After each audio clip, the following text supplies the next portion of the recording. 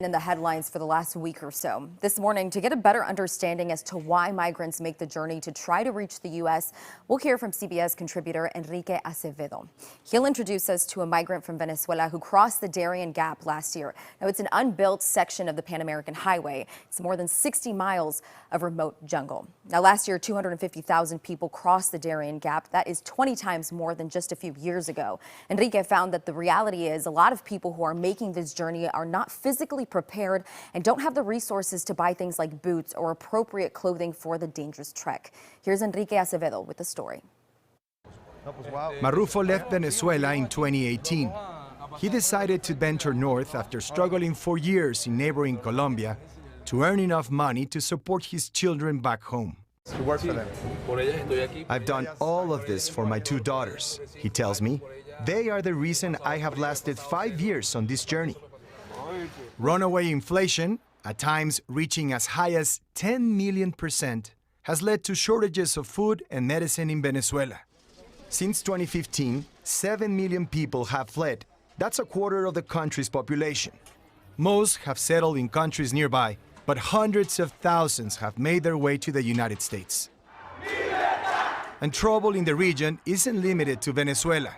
COVID devastated economies across Latin America and the Caribbean, while authoritarian governments and climate change are driving millions of people to leave. Most people don't want to flee their homes and travel thousands and thousands of miles through seriously dangerous conditions to start over in a new country. People do that because they are forced to. Tyler Matias is a researcher for Human Rights Watch in Mexico. He says the U.S. government needs to pay more attention to why people leave home in the first place.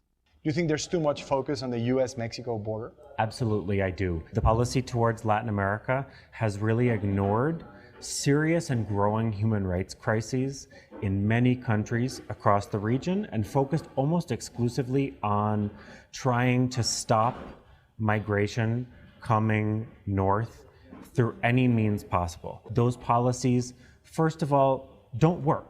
The number of people who are fleeing their countries continues to grow because these crises continue to grow, and it also has deadly consequences. Reporter Julie Terkowitz. Some people follow the rules and they get nowhere. Some people follow the rules and they get in. Some people don't follow the rules and they get in. And I think that arbitrary nature is one of the things that makes people feel the most frustrated, but it's also the thing that makes them risk the journey. It's that constant hope of something better and this idea that their kids' lives can be better. And I'm sure you guys hear this all the time, and it probably sounds like cheesy and cliche, but the American dream dies hard. Even amid all of this, amid the deportations, amid all of the problems that one knows exist in the United States, the power of the American dream, it's powering that journey through the jungle. And Enrique Acevedo is actually joining us live now. Thank you for being with us this morning. We appreciate it. Thanks for having me, Justin. Yeah, well, obviously, migrants at the border hoping to come to the U.S. has been a big story for the last week or so. We see the numbers, but you show us some of the physical journey they go through to get here and the why behind it. Why did you feel that that was a big part of the story that you needed to be told? Well, the challenge for us was to bring some nuance and context to our debate about immigration and to try to show people that the solution to our immigration crisis is not at the border. For many, many years, the U.S. has focused on sealing the border, on closing the door as a solution to the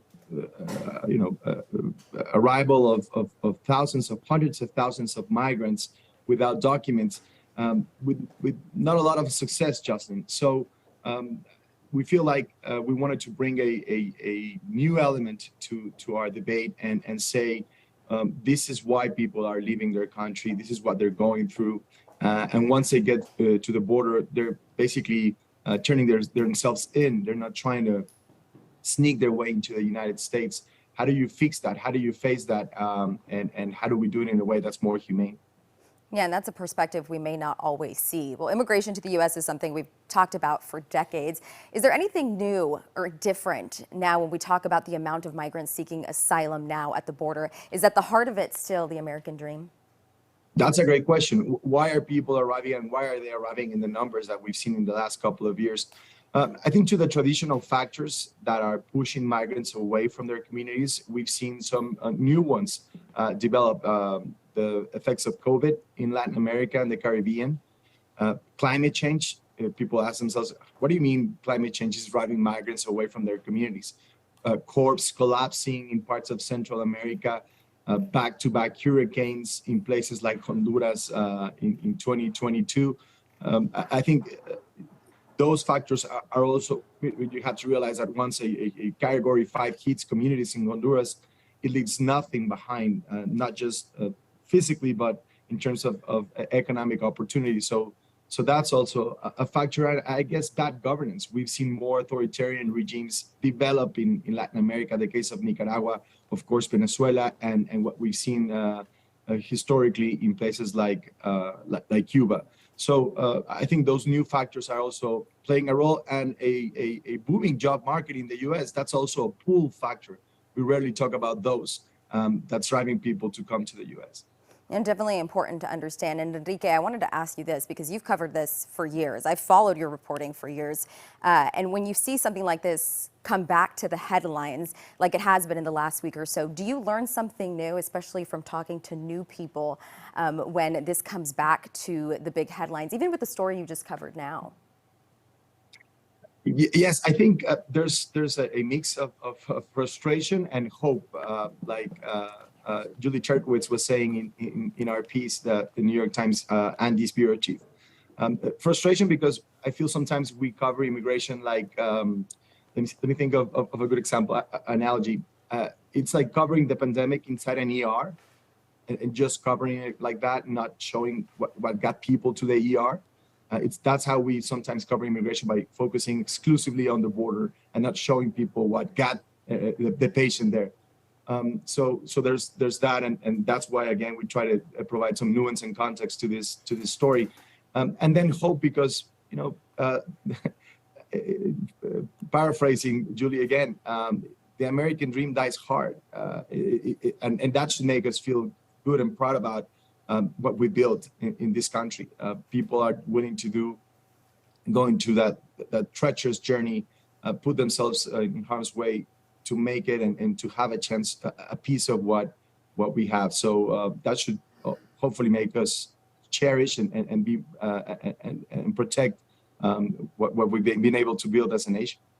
Enrique, important reporting. We appreciate that, as well as your perspective. Thank you for joining us this morning. Thank you, Justin. All right, well, we also reached out to Amigos de Guadalupe, a nonprofit helping families in East San Jose. They said since the lifting of Title 42, they're seeing more families coming in. On Monday, they helped 6 families. That's a record high in one day. On Tuesday, they helped 2 to 3 families. And before Title 42 expired, to give you some context, they said they were seeing 2 to 3 families a week. So you can see the increase there. Well, for more information on the end of Title 42, you can head to our website.